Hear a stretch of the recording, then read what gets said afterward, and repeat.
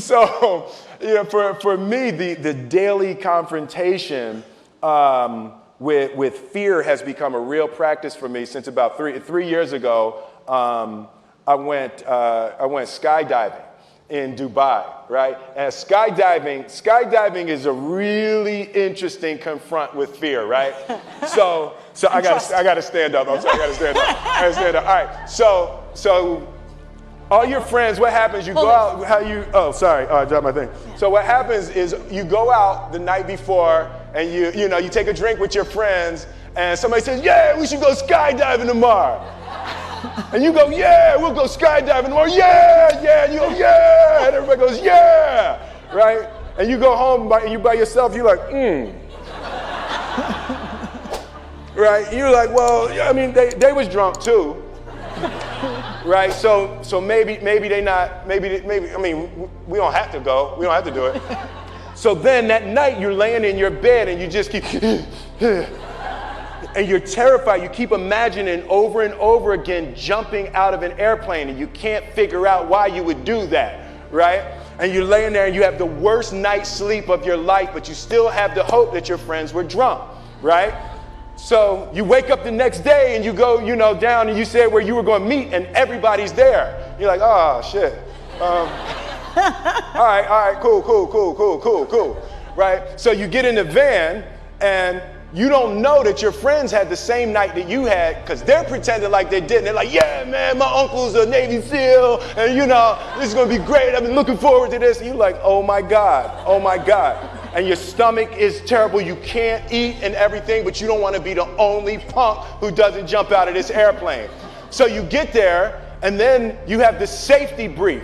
And you're standing there, and the guys will tell you, well, if the chute doesn't open, what's going to happen is why the hell, what could happen? That the chute wouldn't open, right? So you do a thing, and what you do is your first jump, you're attached to a guy who is going, he's going to walk you out. So you go, and you get there, and there's an airplane, and nobody's stopping. Everybody's still going. So you get onto the airplane, and you're sitting there, and it's extra because you're sitting on some dude's lap, some stranger. He's sitting on his lap, and it's like, you're trying to make small talk. Yeah, man. So you be jumping with people all the time, huh? Right? So, and then you just want to make sure, you got kids, right? You got people you need to see, right? You just want to make sure he's serious, right? So you get in there, so everything's normal. So you fly and you go up to 14,000 feet, and you notice there's a light. It's red and it's yellow and green, right? So right now the light's red. So then you start thinking at some point the light's going to go green because you don't know what's going to happen, right? And you wait and it goes yellow and the light goes green and somebody opens the door, and in that moment you realize you've never been in a freaking airplane with the door open. Right? Terror. Oh, sorry, I'm spitting. Oh, sorry. No, terror, right? So you go, and then if you were smart, you sat in the back so you don't go first, right? And then people start going out of the airplane.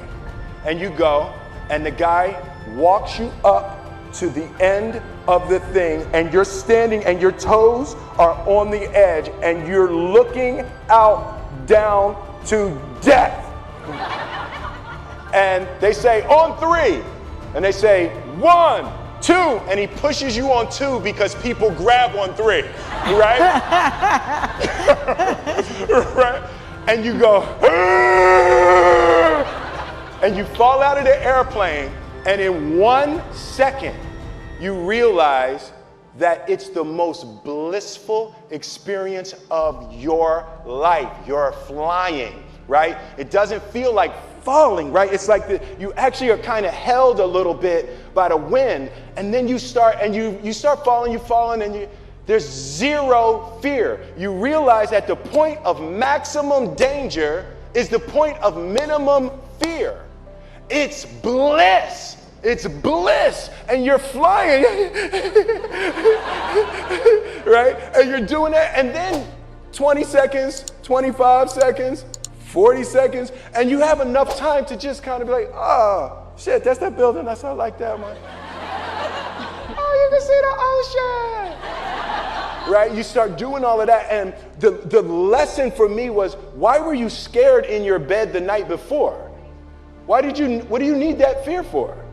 Just don't go. Why are you scared in your bed 16 hours before you jump? Why are you scared in the car? Why could you not enjoy breakfast?